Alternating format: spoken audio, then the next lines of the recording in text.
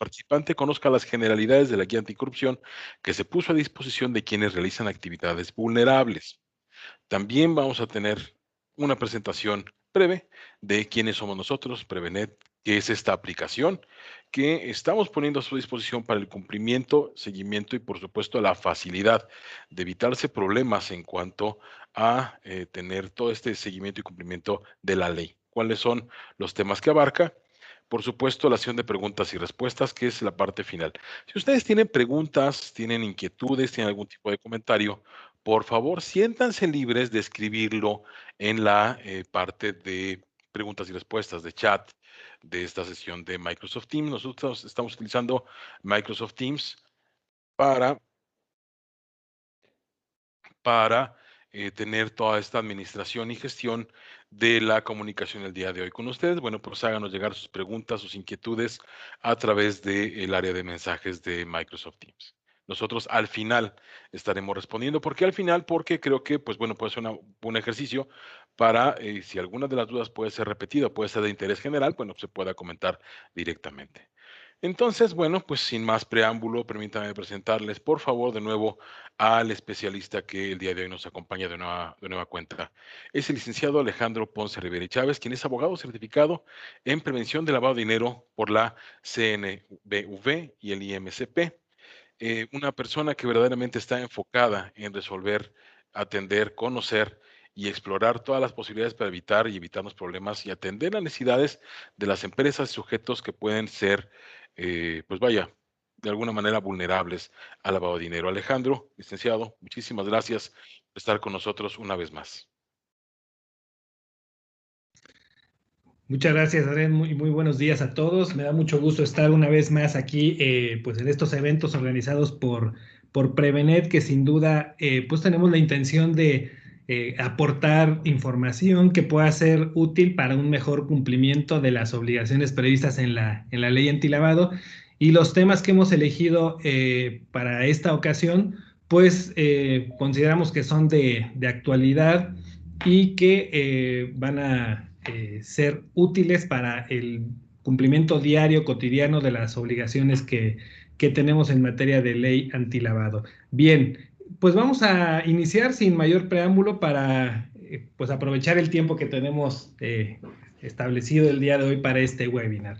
Bien, como saben, la Ley Federal para la Prevención e Identificación de Operaciones con Recursos de Procedencia Ilícita, la conocida también como Ley Antilavado, Ley de Prevención de Lavado de Dinero, señala en su artículo 17 diversas actividades que son consideradas como vulnerables.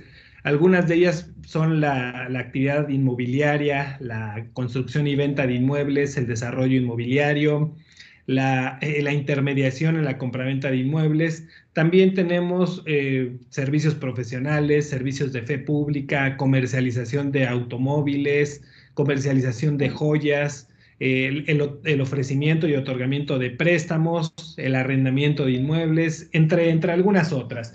Bien, entonces, tenemos que estas son las denominadas actividades vulnerables que tienen diversas obligaciones establecidas en la ley, obligaciones en materia de prevención de lavado de dinero. El cumplimiento de estas obligaciones ayuda a que las autoridades competentes, Unidad de Inteligencia Financiera, Fiscalía General de la República, puedan investigar, detectar cuando hay posibles operaciones con recursos de procedencia ilícita. Quiero aclarar antes de iniciar que, bueno, el hecho de que seamos una actividad vulnerable no significa que nosotros somos los que estamos realizando operaciones con recursos de procedencia ilícita, sino que más bien son los clientes los que pudieran estar utilizando recursos de procedencia ilícita. A nosotros como sujetos obligados que realizamos una actividad vulnerable, no nos corresponde, no es nuestro deber investigar el origen de los recursos del cliente, determinar si pudieran ser lícitos o ilícitos. No, esas funciones son de las autoridades. Nosotros lo que tenemos que hacer es dar cumplimiento a las obligaciones de la ley que, bueno, consiste en, vamos a decir, las más importantes, en tener bien identificados a nuestros clientes y reportar las operaciones que realizamos con nuestros clientes, reportarlas ante la Secretaría de Hacienda.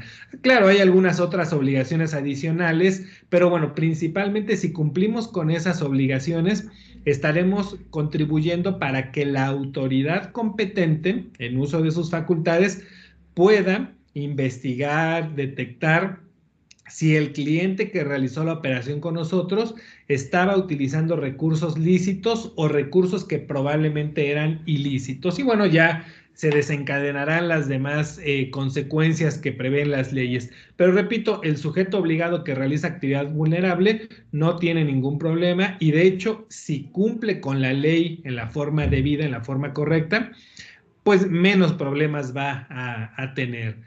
El día de hoy vamos a hablar de una obligación, pues, de las más importantes y de las que va a tomar mayor realce en un futuro cercano, pero también una obligación que hemos detectado que no se tiene muy claro en qué consiste, en cómo cumplirla, y precisamente por eso elegimos hablar de esa obligación el día de hoy. Bien, vamos a iniciar aquí con la presentación viendo el artículo 18, que es el que habla de algunas de las obligaciones que tienen quienes realizan las actividades vulnerables.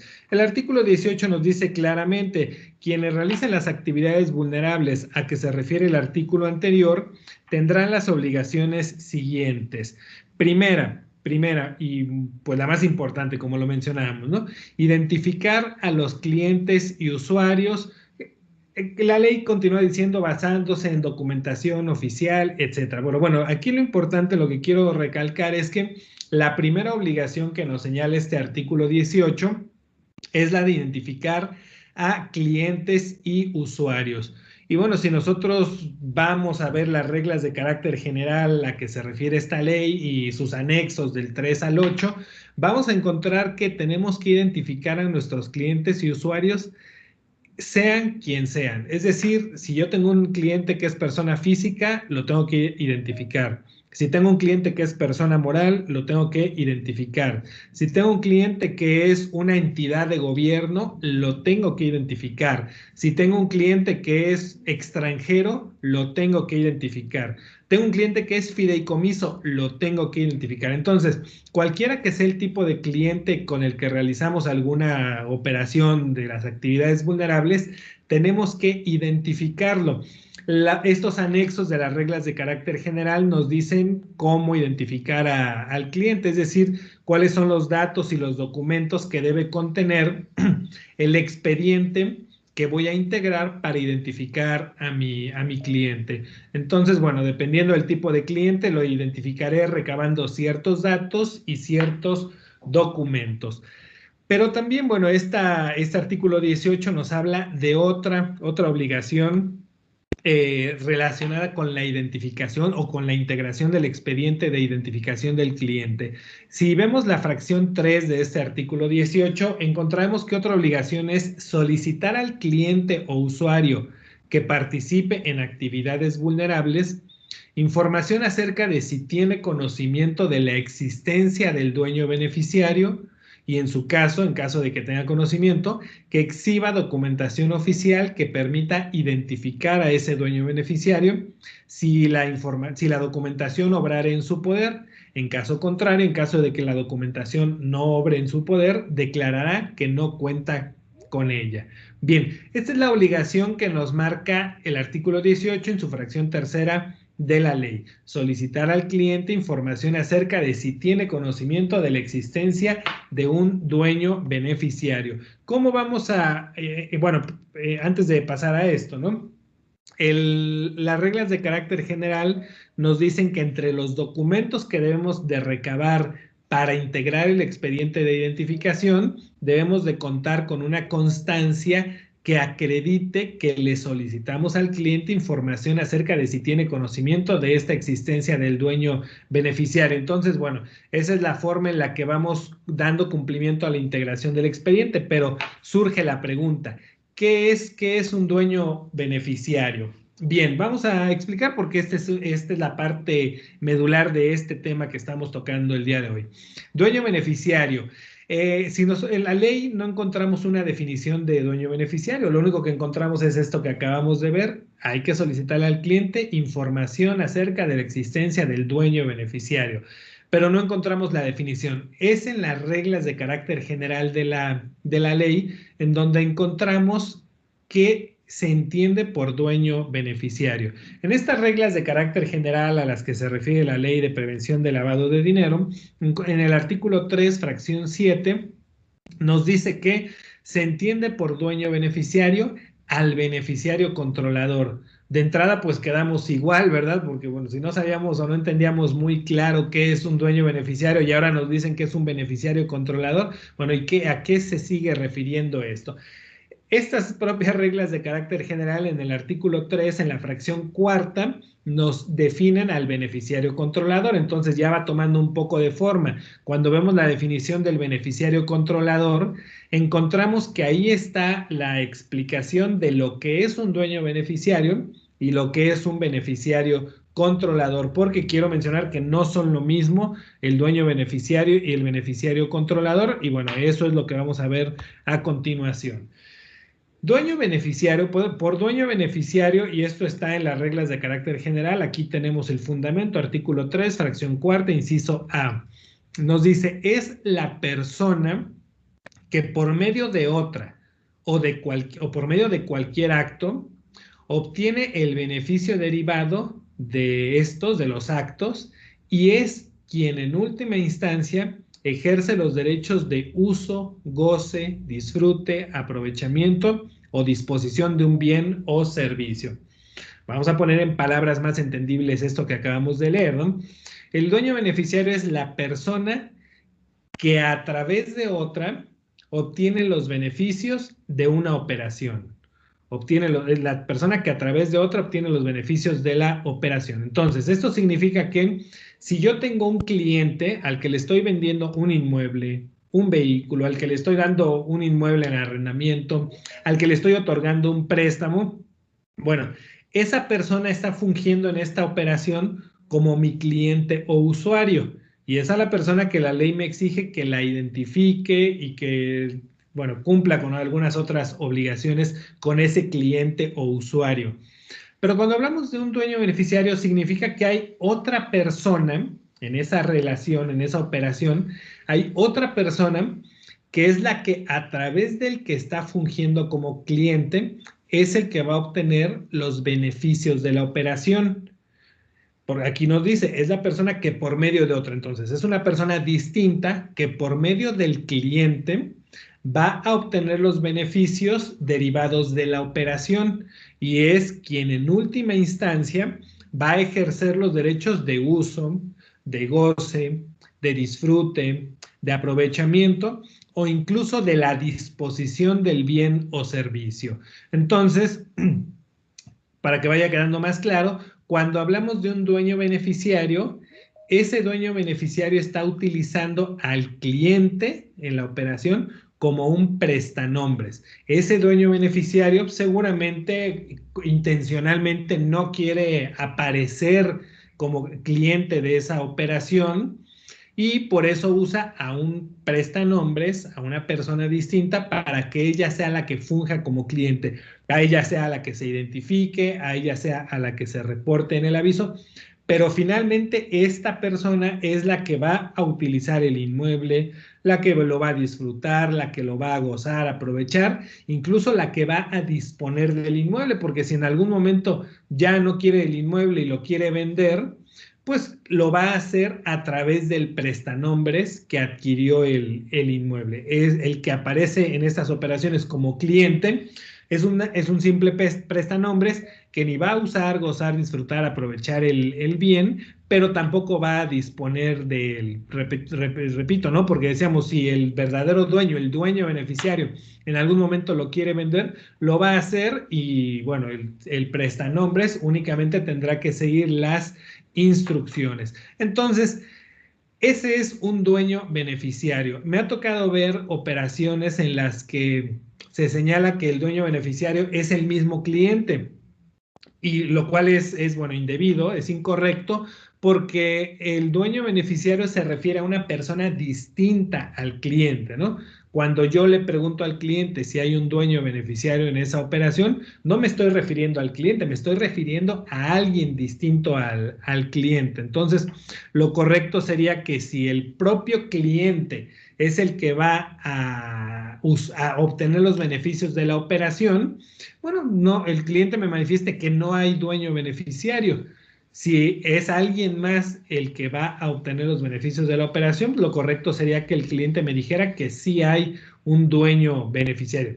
Y repito, es indebido decir que el dueño beneficiario es el mismo cliente. Eso no es correcto. Tienen que ser personas distintas. Bien, con base en esto que hemos dicho hasta este momento, llegamos a una primera conclusión. Decimos, si el cliente de la actividad vulnerable es una persona física, puede o puede no existir un dueño beneficiario. Por lo que acabamos de mencionar, ¿no? El cliente puede decir, yo estoy adquiriendo el bien, estoy adquiriendo el vehículo, estoy realizando la operación vulnerable que sea, estoy realizándola para mi propio beneficio. Entonces, no hay un dueño beneficiario.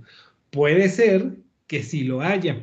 Puede ser que este cliente esté actuando como prestanombres de otra persona y entonces existe la posibilidad de que sí haya un dueño beneficiario. Bien, pasemos ahora al término del beneficiario controlador.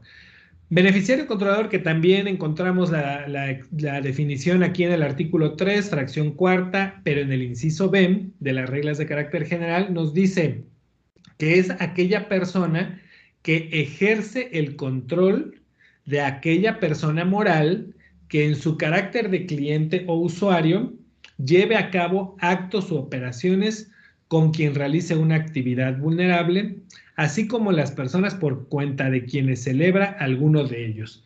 Aquí encontramos dos supuestos distintos. Bueno, en primer lugar vemos que nos habla de cliente persona moral, de cliente persona moral, de persona moral que en su carácter de cliente lleva a cabo actos, operaciones con quien realiza una actividad vulnerable. Entonces estamos hablando de que el cliente es una persona moral y el beneficiario controlador, en primer término, nos dice, es la persona que ejerce el control del cliente persona moral.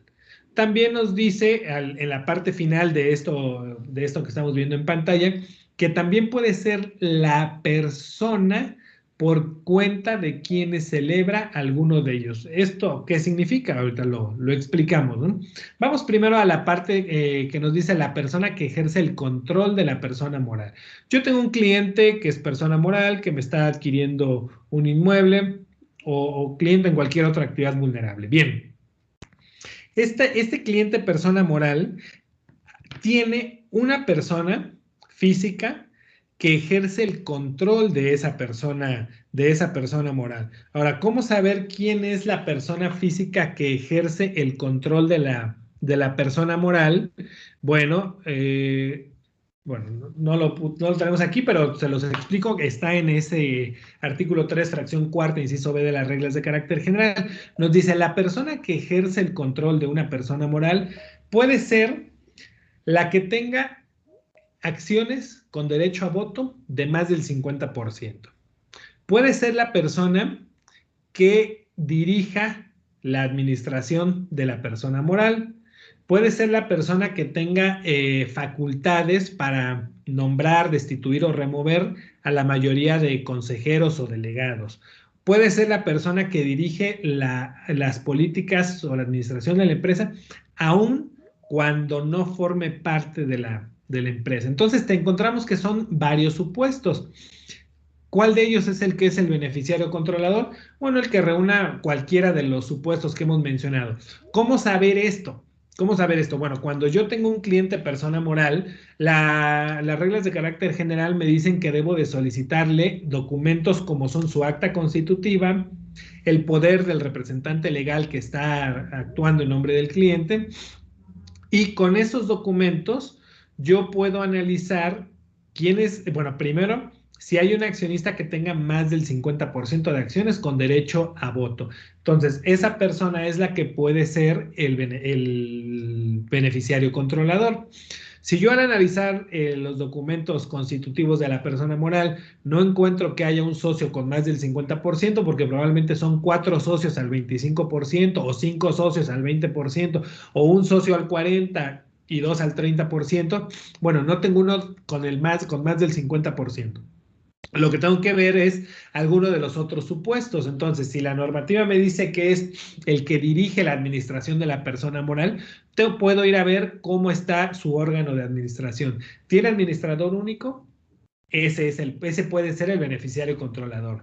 ¿Tiene consejo de administración? Bueno, el presidente, o podría ver yo cómo toman las decisiones el consejo de administración, cómo están facultados. Si el presidente del consejo de administración tiene facultades plenas, totales, bueno, él puede ser el beneficiario controlador. Si fueran decisiones que tienen que ser colegiadas, presidente y secretario, los dos son beneficiarios controladores. Entonces, tendría que analizar eso. Ahora, si no encontrara yo a ninguno de estos, o no me quedara claro que alguno de ellos es el beneficiario controlador, puede ser la persona que, aunque no forme parte de la sociedad, toma las decisiones de las operaciones o de los actos que realiza la sociedad. ¿Y esto cómo lo puedo saber? Observando, simplemente observando. Vamos a tener una operación con un cliente persona moral. ¿Quién viene? ¿Quién viene con nosotros a establecer los términos de la operación? ¿Quién es el que elige el bien que va a adquirir? ¿Quién es el que elige las características? ¿Quién es el que hace la negociación? ¿Quién es el que dice cómo se va a pagar? ¿Cuándo se va a pagar? ¿Quién es el que llega a esos tratos con quien realiza la actividad vulnerable?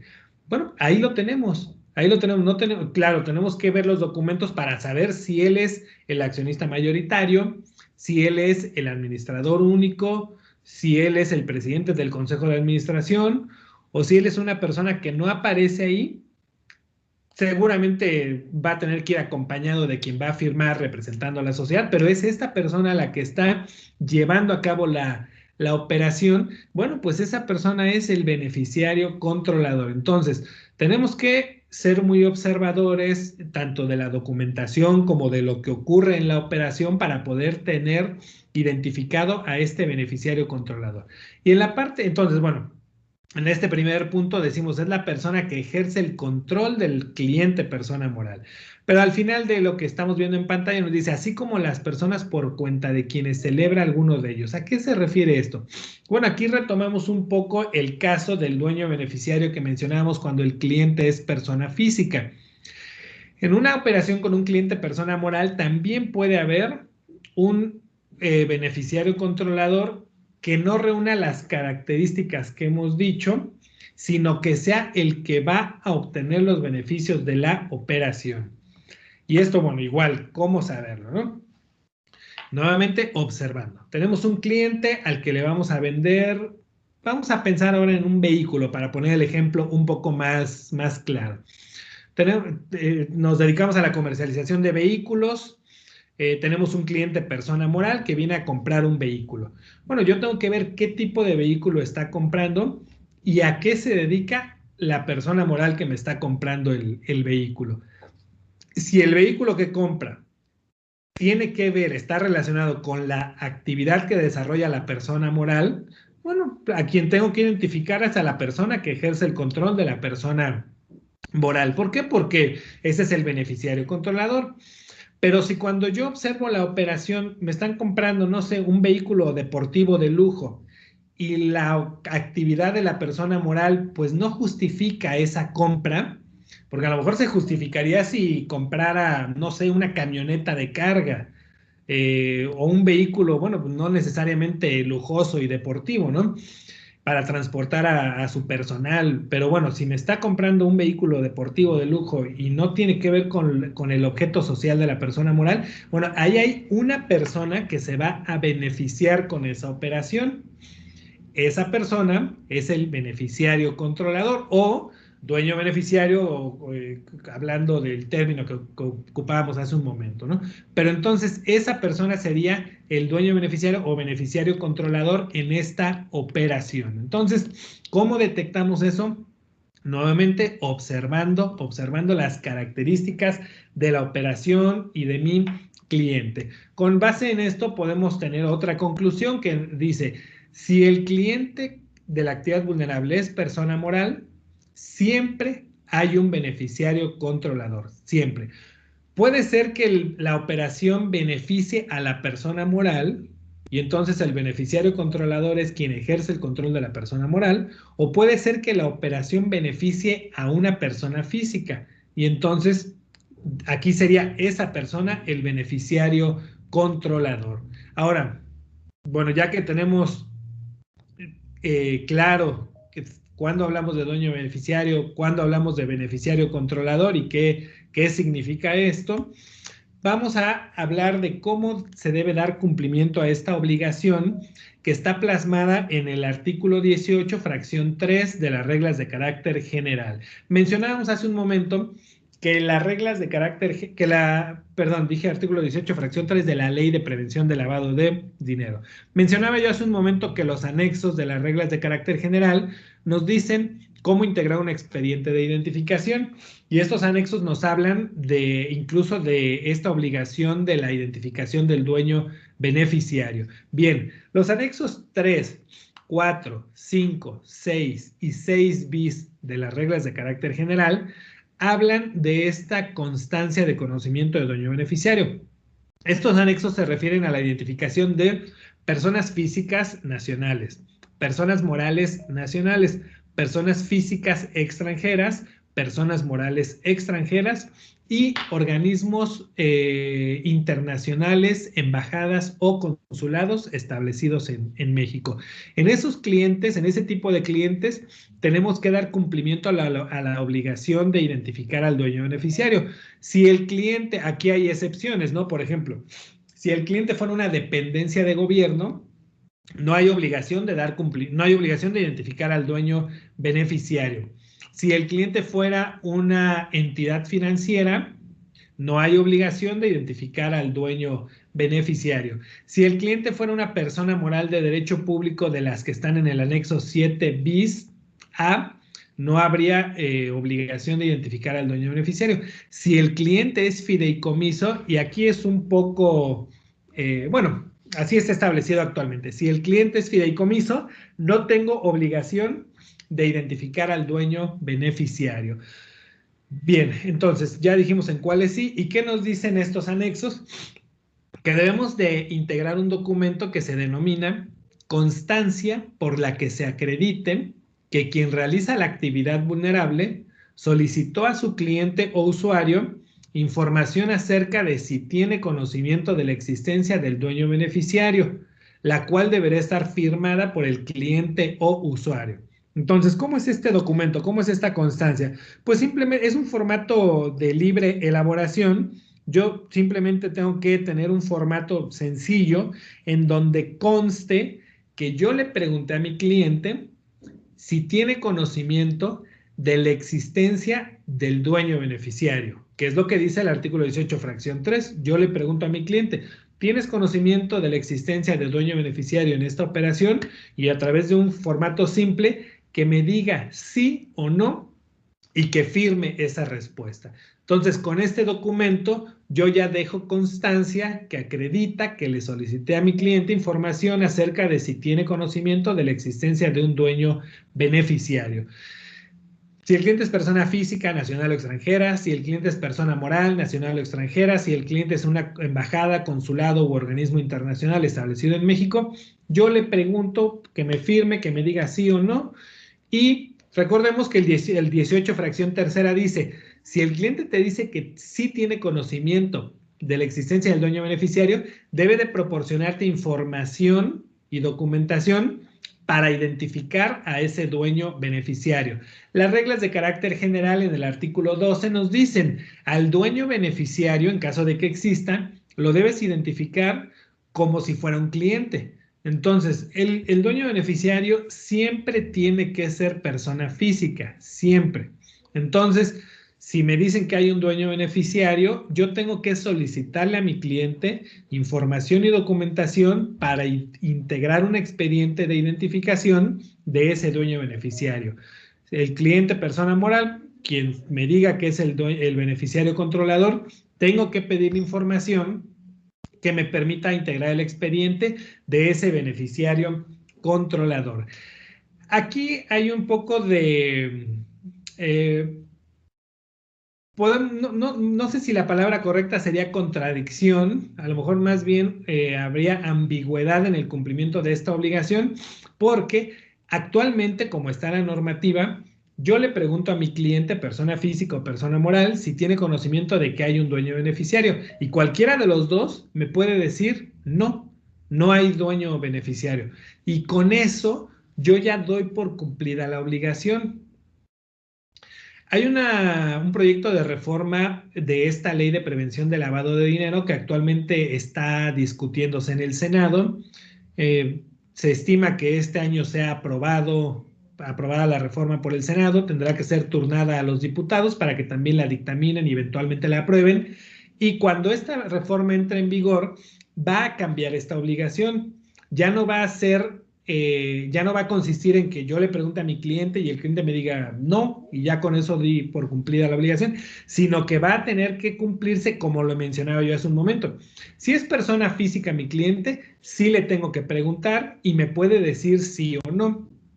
Si es cliente persona moral, cuando entre en vigor se apruebe y entre en vigor la reforma, si el cliente es persona moral, siempre voy a tener que identificar al beneficiario controlador. No va a quedar a que yo le pregunte y él me pueda decir sí o no. Siempre lo tendré que identificar. Entonces, yo creo que una buena práctica que se puede empezar a implementar es identificar a los beneficiarios controladores de los clientes personas morales. Entonces, nosotros tenemos clientes que ya lo llevan a cabo, ya es una práctica que cuando el cliente es persona moral, tengo la constancia en donde le pregunto, porque así es como actualmente doy cumplimiento a la obligación, pero yo le digo que me ponga que sí en todos los casos y que me entregue información y documentación para identificar al beneficiario controlador. Entonces, es una buena práctica que podemos, sí, bueno, es algo que podemos empezar a practicar, a poner en práctica para que cuando se apruebe la reforma y entre en vigor,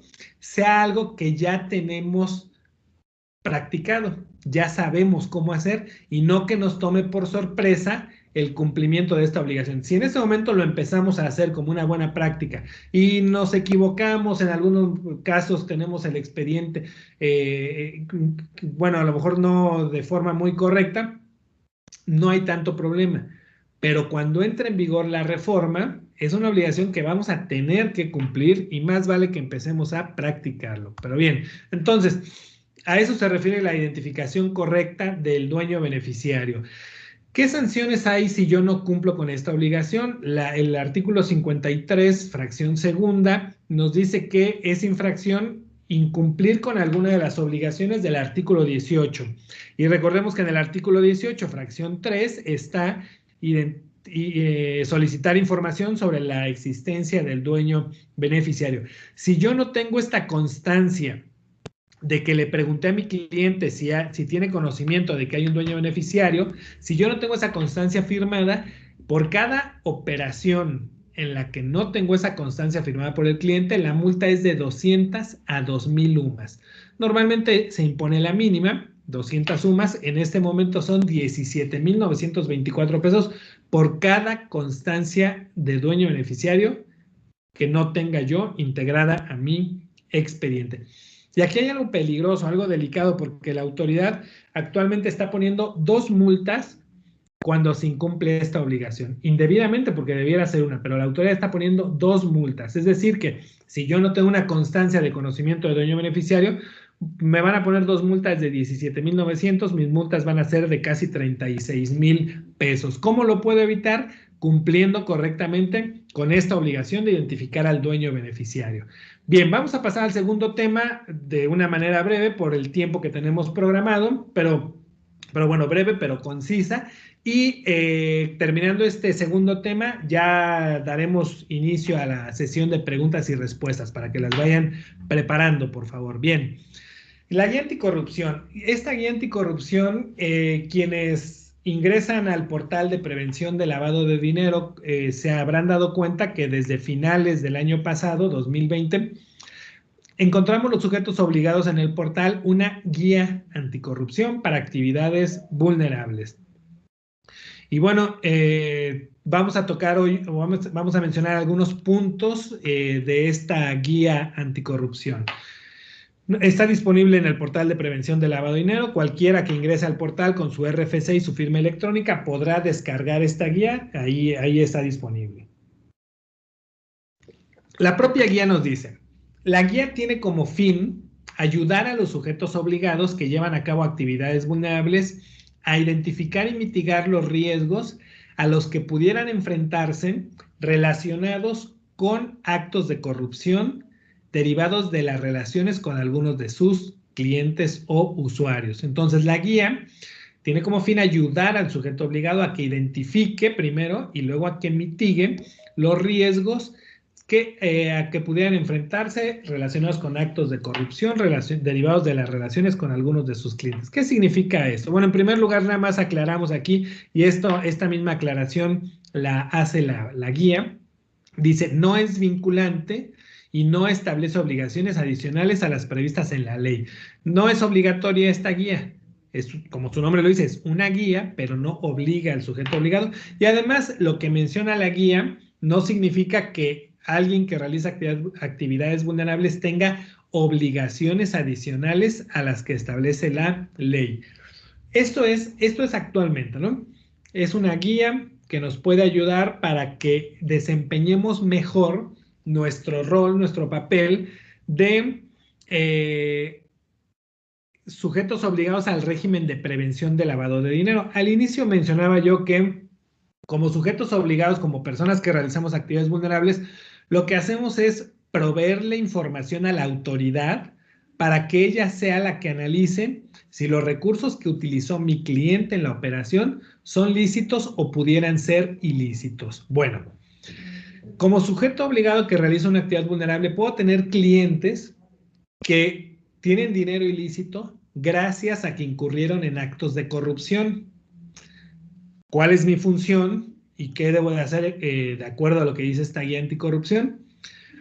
Darle un mayor seguimiento a las operaciones que realizan estos clientes, recabar un poco de más información, reportar las operaciones incluyendo esta información que tengo a mi alcance para que la autoridad pueda detectar con mayor facilidad si ese cliente está utilizando recursos ilícitos que provienen de la corrupción. Vuelvo a mencionarlo. El problema no es conmigo, el problema es con el cliente que utilizó dinero de la corrupción. Yo no tengo ningún problema porque yo estoy realizando una actividad lícita. Por ejemplo, yo construyo y vendo inmuebles. Es una actividad lícita. Los recursos que me pagan mis clientes son recursos que yo estoy declarando fiscalmente, por los que pago impuestos. Entonces, mis recursos no son ilícitos.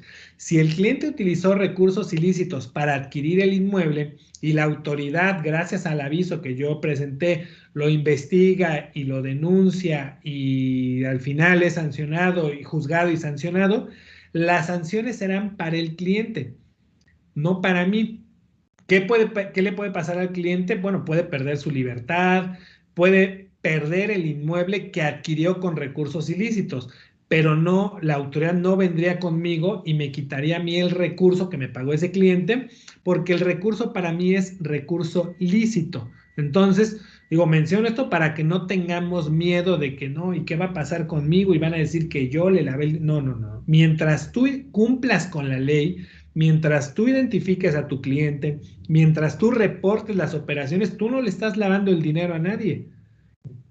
Gracias a que tú cumpliste con tus obligaciones, la autoridad sabe quién está lavando dinero. Entonces, hay que tener muy claro eso. Y es importante para esta guía anticorrupción.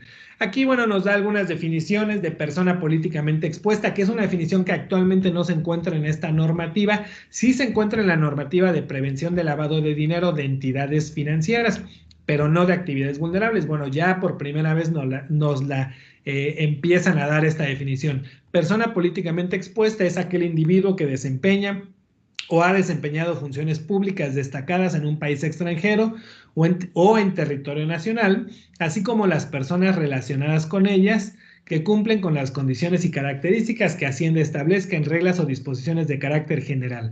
Aquí vamos a tener desde luego que esperar a que Hacienda reforme o modifique las reglas de carácter general o que emita disposiciones en donde nos diga qué tipo de funcionarios públicos son considerados personas políticamente expuestas.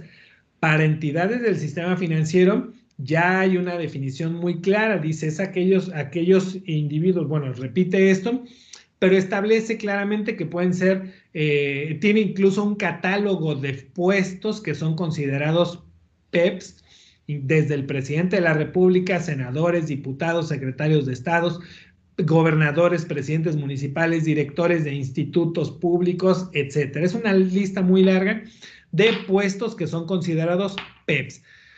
Voy a avanzar un poquito más rápido porque ya nos quedan 5 minutitos, pero quiero centrarme en puntos importantes. Esta guía, como ya dije, está disponible en el portal de prevención del lavado de dinero y es importante que la revisen para que vean qué es lo que pueden hacer de manera adicional a las obligaciones que están en la ley. Como la guía nos dice, no crea obligaciones, pero sí señala acciones adicionales que podemos llevar a cabo para desempeñar mejor nuestro papel dentro del régimen de prevención de lavado de dinero. Por ejemplo, vamos a ver 3 puntos y vamos a las conclusiones.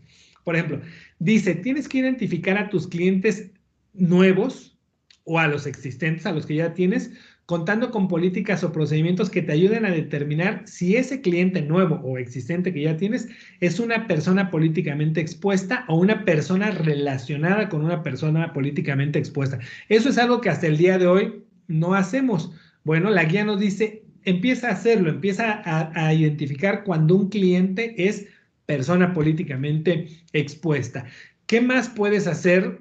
Bueno, puedes verificar sus declaraciones patrimoniales, entre otras cosas, o alguna otra información que te permita verificar la concordancia de las operaciones que realiza con su actividad. Por ejemplo, si tenemos como cliente a una persona que es PEP porque se desempeña en la administración pública, pero sabemos que pues tiene un cargo pues de rango bajo, que los ingresos que percibe oficialmente pues son, no sé, a lo mejor 30,000 pesos mensuales, y de pronto viene y adquiere un inmueble con valor de 14 millones de pesos, o adquiere un vehículo con valor de 4 millones de pesos, o realiza operaciones que, bueno, no son acordes. Estas operaciones, el monto de estas operaciones no es acorde con los ingresos que genera por el cargo que tiene. Entonces, eso nos empieza a dar señales de que puede haber dinero proveniente de la corrupción y vamos a ver.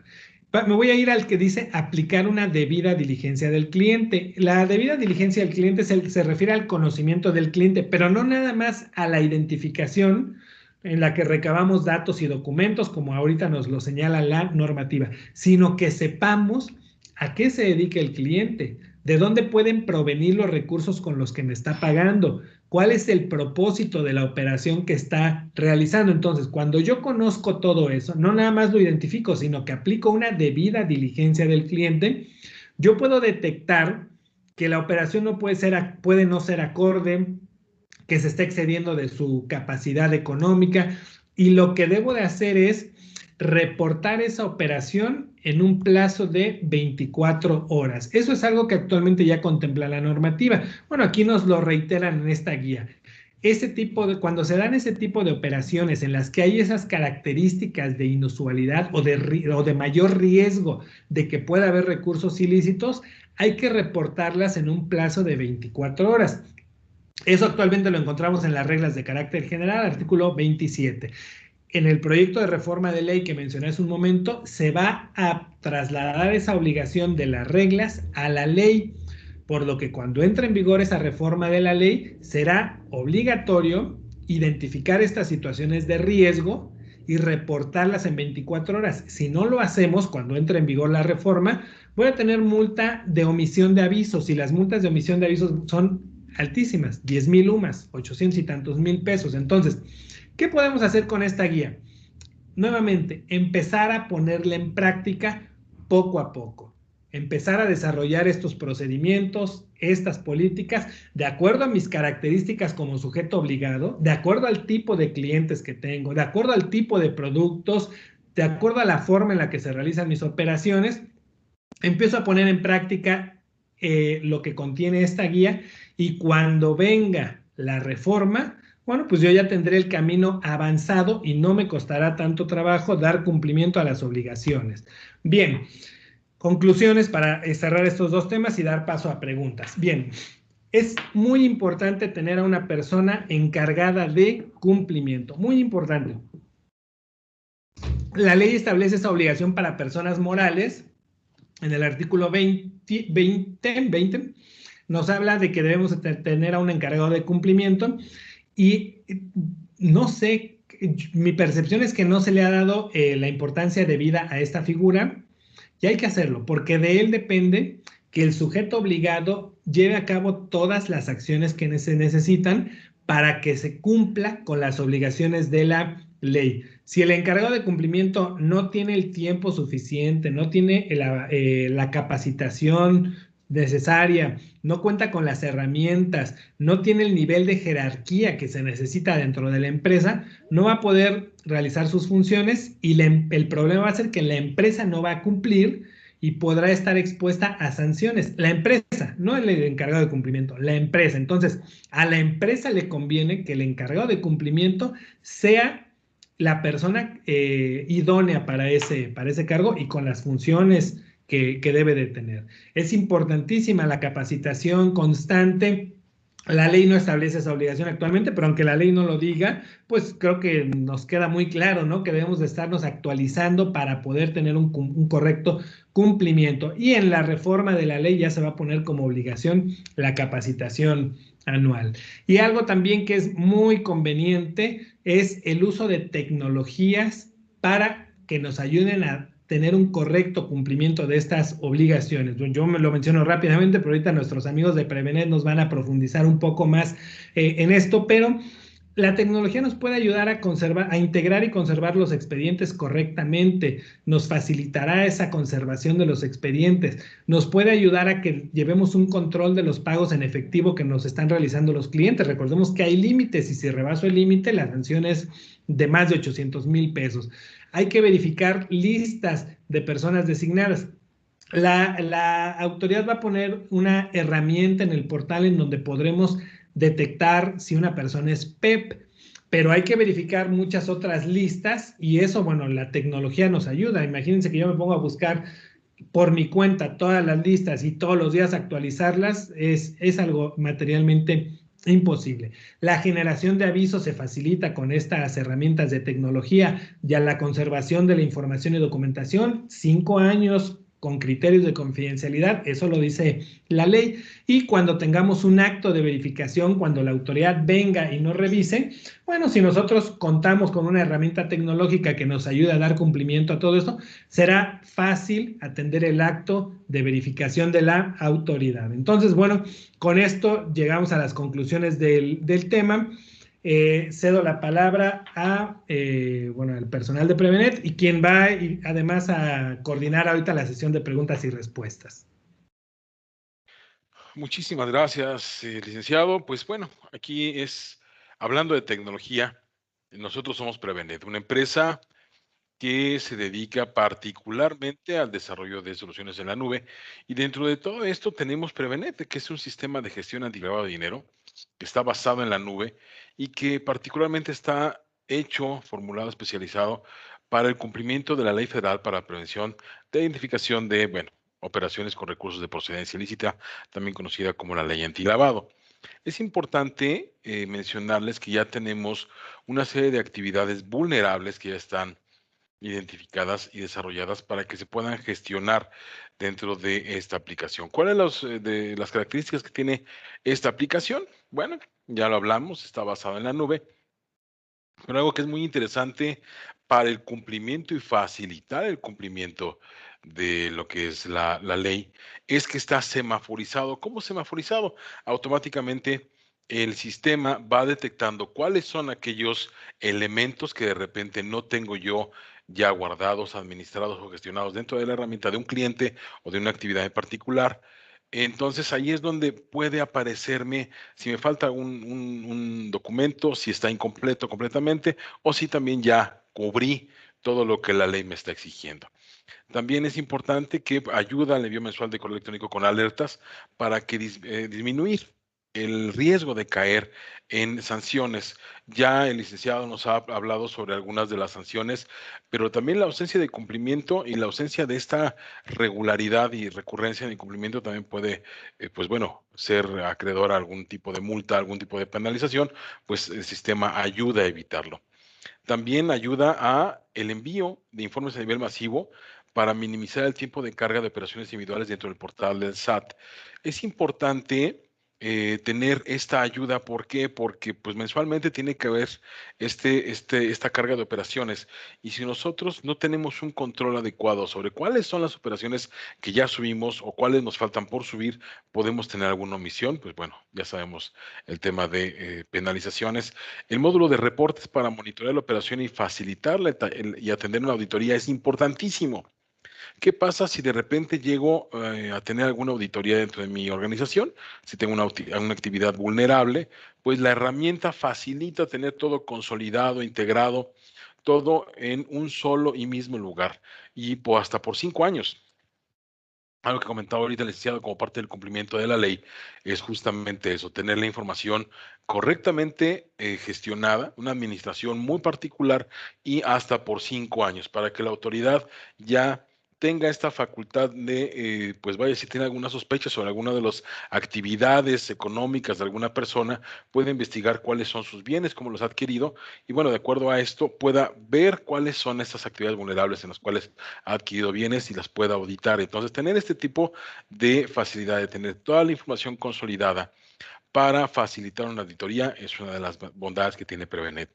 Por supuesto, y algo que preguntaban, y ahorita vamos para allá, a las preguntas y respuestas, consultar el módulo de listas de PEPs de personas políticamente expuestas, sanciones internacionales y contribuyentes del artículo 69 del Código Fiscal de la Federación.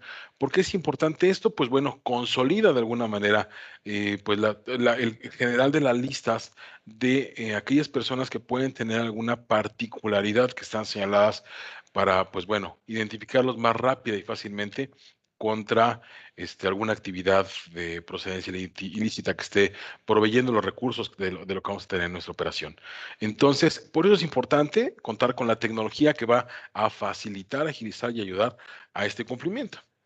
Y bueno, sus características siempre actualizados. Nosotros, aparte de tener siempre bueno, el control y también la actualización sobre la ley, tenemos la gran bondad de estar asesorados siempre por el licenciado Alejandro, que también nos ayuda a mantenernos actualizados. Entonces, ustedes, vaya, con que estén inscritos y suscritos a nuestro servicio de Prevenet, van a poder tener las últimas actualizaciones que requiere la ley en cuanto a cumplimiento para que ustedes no necesariamente estén todo el tiempo que sí, ya hablamos de la capacitación anual, pues bueno, este tipo de cumplimiento lo vamos a poder tener nosotros. Las mesas de ayuda están todos los días laborables, de lunes a viernes, sin límite de tickets en cuanto a ayuda y soporte, de 9 de la mañana a 6 de la tarde.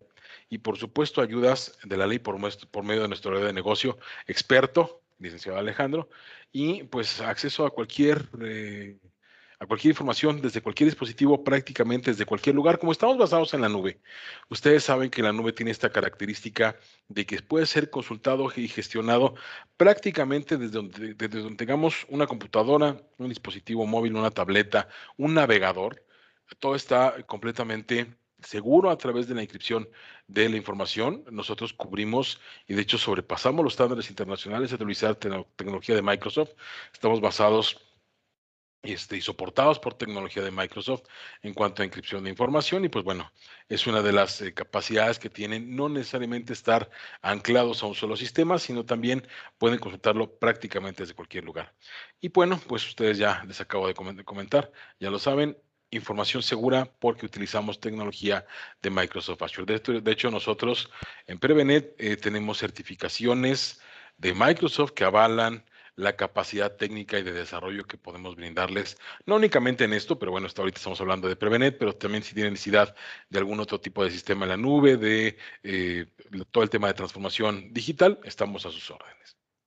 Y pasamos al área de clientes. Algunos de nuestros clientes que nos han ayudado con su confianza, pues los tienen ustedes en pantalla. Está pues verdaderamente soportado por esta confianza de estos clientes que tienen a su vez bastante información ya dentro de Prevenet, que ya están consultando, utilizando y pues bueno, evitando riesgos de incumplimiento y por supuesto riesgos de multas.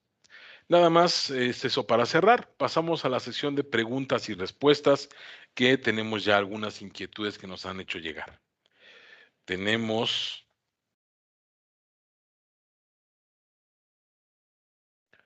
la puedo pasar por la primera pregunta. Sí. Dice, una pregunta. En el caso de persona moral, cuando se revisa el cuadro accionario o el consejo de administración, hay un presidente y secretario que tienen control. ¿Cómo le digo o cómo le hago saber al cliente que existe beneficiario controlador cuando previamente me declaró que no? Bien, decíamos que en este momento yo doy por cumplida la obligación si le pregunto y él me dice que no. Entonces, con eso ya cumplí la obligación. Lo que mencionaba es que podemos nosotros establecer nuestro formato, nuestra constancia de conocimiento, de tal forma que me diga no, no que sí o que no, sino que sí y quién es y que me aporte documentación para él. Claro, tenemos que modificar nuestro formato de constancia de dueño beneficiario para llevar al cliente a eso. Y entonces, antes de que me diga que no, vemos quién es el beneficiario controlador y en la constancia le decimos que me declare que es él y que me va a proporcionar la información y documentación para identificarlo. Entonces, sería modificar un poco el procedimiento, porque sí, pues ya, si ya me dijo que no, ¿cómo le hago para pedirle ahora información? ¿No? Entonces sería de esa forma. Muchas gracias. También tenemos otra pregunta que pregunta Lupita. Voy a decir nada más el nombre para evitar temas de confidencialidad. ¿Solo la figura de la persona moral es que se va a dar de beneficiario controlador? ¿No hay beneficiario controlador en persona física? Decíamos que cuando hablamos de un cliente persona física, más bien el nombre es dueño beneficiario. Dueño beneficiario. Beneficiario controlador si hablamos de una persona moral, porque recordemos que beneficiario controlador es la persona que controla ejerce el control de una persona moral. En una persona física no hablamos de quién controla a la persona física, más bien hablamos de un dueño beneficiario que obtiene los beneficios de la operación. Muchas gracias. De parte de Mónica. En caso de que un cliente en una compraventa de inmuebles se reserva derecho de propiedad y el usufructo vitalicio a un tercero, este último se entiende al dueño beneficiario, pero con la particularidad de que el dinero viene de este último y no de la compradora. Sí, aquí hay que tener, bueno, primero separar, ¿verdad? Sí, dueño beneficiario es el que va a obtener los beneficios y puede ser que el usufructuario sea el dueño beneficiario porque el usufructo precisamente son los derechos de uso, goce, disfrute y aprovechamiento. Entonces, sí tenemos ahí un dueño beneficiario. Ahora, el hecho de que haya una persona distinta que pague la operación no siempre significa que es el dueño beneficiario, porque puede ser que, por ejemplo, un papá le regala a su hijo y entonces el papá es el que paga el inmueble para que se escritura a nombre del hijo. No necesariamente hablamos de que hay un dueño beneficiario. Ahí más bien tendremos que identificar al papá no como dueño beneficiario, sino como persona que realiza los pagos, porque eso nos puede llevar a una situación de alerta o de riesgo. En el ejemplo de que el papá paga la operación del hijo no hay mayor riesgo, pero sí lo habría si paga un tercero con el que no hay una relación aparente. Bueno, entonces es importante identificar al que paga, pero no siempre va a ser dueño beneficiario. Sí. Muchas gracias. También pregunta Ana, ¿qué pasa si se niegan a identificar al beneficiario controlador? Simplemente dicen que no existe tal. Actualmente, bueno, si el cliente nos dice que no existe tal, con eso doy por cumplida la obligación, pero no hay que perder de vista que el artículo 22 de las reglas de carácter general nos dice que aunque el cliente me diga que no hay dueño beneficiario, si yo me doy cuenta que sí hay dueño beneficiario, debo de solicitar información y documentación para identificarlo. Entonces, puede haber casos muy evidentes en donde me dijo que no, bueno, ya cumplí con que me firmó y me dijo que no, pero si yo me doy cuenta que sí hay dueño beneficiario, pues debo de tratar de identificarlo. Y hay ocasiones en las que no es tan difícil, no es tan difícil, claro, cada operación, cada tipo de actividad vulnerable tiene sus características, pero hay que establecer los procedimientos para que en una situación así podamos solicitar y obtener la información para identificar a ese dueño beneficiario. Muchas gracias. También pregunta Germán. En los casos de persona moral, mi cliente puede declarar, y entrecomillado, tengo conocimiento de la existencia del beneficiario controlador, pero no cuento con información oficial para identificarlo de manera particular.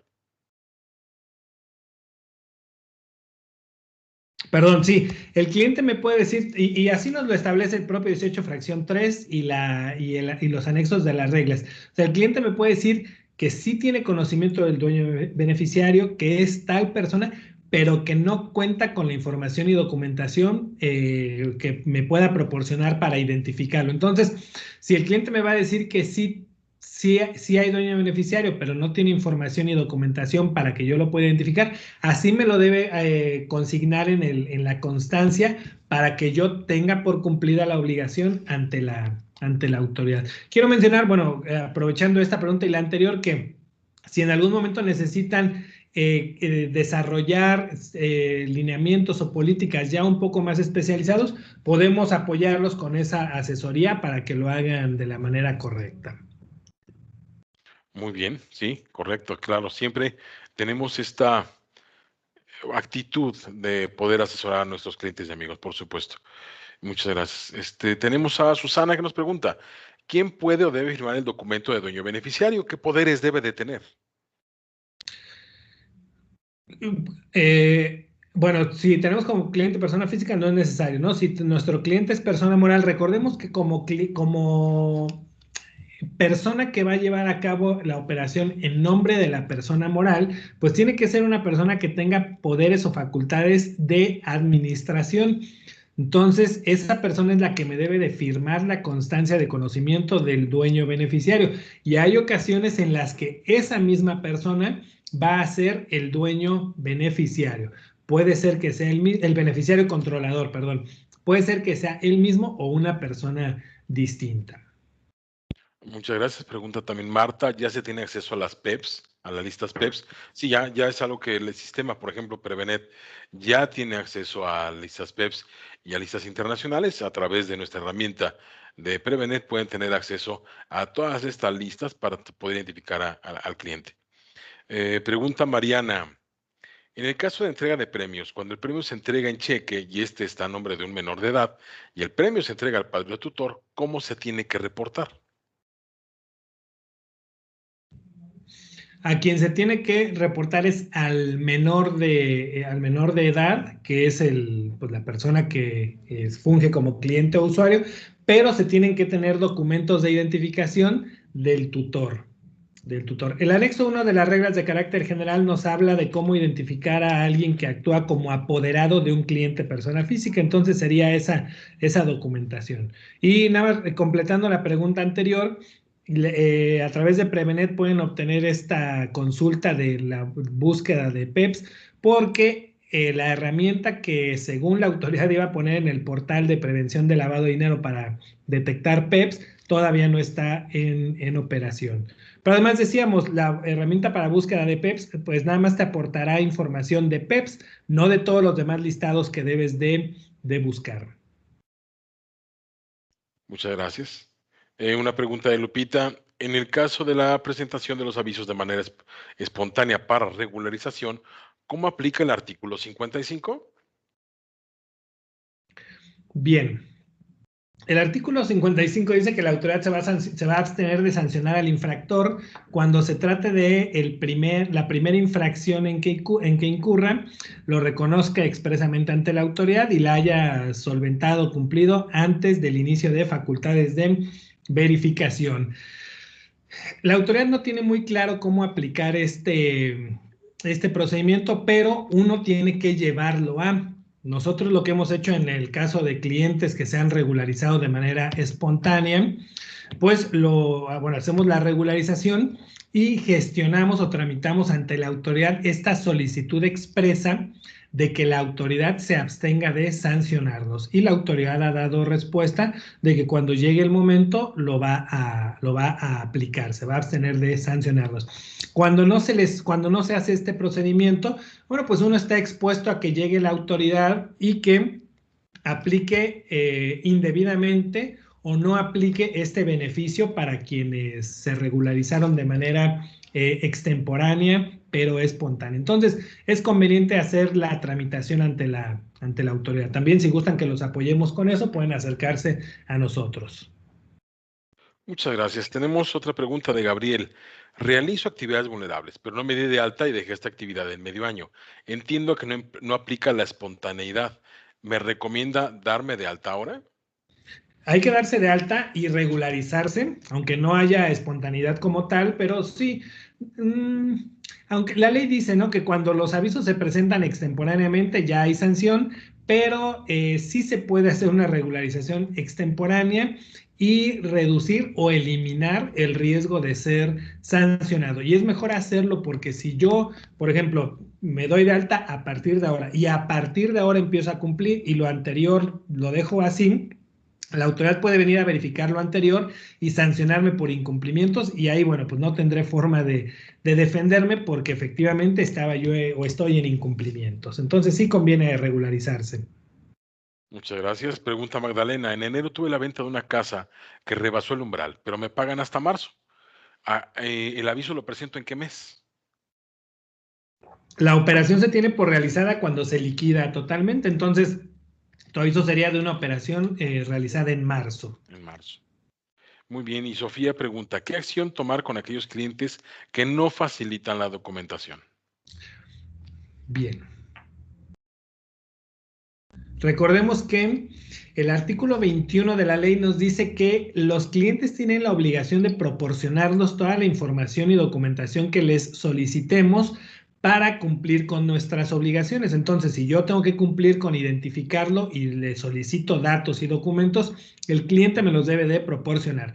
Dice el artículo 21 que si el cliente no proporciona esta información y documentación, yo me debo de abstener de llevar a cabo el acto o la operación sin responsabilidad alguna. Es decir, no me podrá acusar de discriminación o de lo que quieran, porque la ley me prohíbe o me impide llevar a cabo actos o operaciones con clientes que no me proporcionan la información y documentación. Puede parecer algo complejo, pero precisamente para eso debemos establecer procedimientos, políticas, lineamientos para que podamos cumplir con estas obligaciones de manera sencilla, pero de manera correcta. Muchas gracias. Tenemos una última pregunta, en este caso ya de Betty. Buenos días. Para el caso de una asociación civil que solicita un crédito avío a través de un banco, pero este crédito préstamo es a su vez para los asociados, personas físicas, ¿esta será una actividad vulnerable? El ofrecimiento u otorgamiento de préstamos de manera habitual o profesional es actividad vulnerable. Entonces, habría que analizar si esta asociación civil, creo, va a realizar préstamos de manera habitual o de manera profesional. De manera habitual es que sean más de uno o dos préstamos, que sean operaciones frecuentes, y de manera profesional es que cobre intereses por esos préstamos que otorga. Entonces, con cualquiera de las dos ya es actividad vulnerable y pues tendría que cumplir. Sí. Bien, pues son todas las preguntas que tenemos por el momento y queremos invitarlos para el próximo evento que vamos a tener el 11 de marzo. ¿Es correcto, licenciado Ponce? Correcto, sí. Tenemos una continuidad de estas sesiones sobre la actualización de la ley, todo lo que implica, y pues los invitamos de una vez para que todos ustedes nos hagan el favor de acompañarnos para el próximo 11 de marzo vamos a tener el seguimiento de esta serie de webinars que quizá, vaya, no tenemos una recurrencia determinada por el momento, pero sí conforme vamos viendo esta necesidad de nuestros propios clientes, de nuestros prospectos que se acercan a hacernos algún tipo de pregunta, algún cuestionamiento, pues bueno, siempre tenemos la asesoría del licenciado Alejandro Ponce que amablemente siempre también nos ayuda a estar actualizados. Se le están ahorita apareciendo los datos en pantalla de su contacto y también, por supuesto, los datos nuestros. Adrián, podemos anunciar el tema desde Por ahorita, ¿no? favor, por favor. Enhorabuena para que se vayan inscribiendo desde ahorita. Vamos a hablar de los préstamos entre empresas de grupo empresarial, bueno, y algunas otras características de los préstamos como actividad vulnerable, porque recientemente se actualizó un criterio en el portal de que habla precisamente de los préstamos entre empresas de grupo empresarial. Ha causado cierta inquietud y nos gustaría aclarar estos temas con ustedes. Entonces, 11 de marzo los esperamos. 11 de marzo esperamos. Licenciado Alejandro Ponce, muchísimas gracias por haber estado con nosotros. Con muchísimo gusto, Adrián. Gracias a todo el equipo de Prevenet y a todos los que nos acompañaron. Y pues gracias a todos ustedes por haber estado con nosotros. Les reiteramos, nosotros somos Prevenet. Pueden encontrarnos en www.prevenet.com.mx, en nuestras redes sociales. Háganos llegar sus inquietudes, dudas, comentarios al correo info@prevenet.com.mx. Somos una solución en la nube especializada. Verdaderamente está desde el inicio hasta el día de hoy pensada y conceptualizada en el cumplimiento y ayudar pues obviamente a ustedes, a nuestros clientes y amigos, al cumplimiento de la ley antilavado, para que ustedes puedan tener esta facilidad de gestión de la información y pues evitemos el que se incurran en multas, en incumplimientos, en penalizaciones. Mi nombre es Adrián Miranda, de parte de Prevenet. Quiero agradecerles mucho su atención y su tiempo. Lo esperamos el próximo 11 de marzo. Muchas gracias, que tengan excelente día y hasta pronto.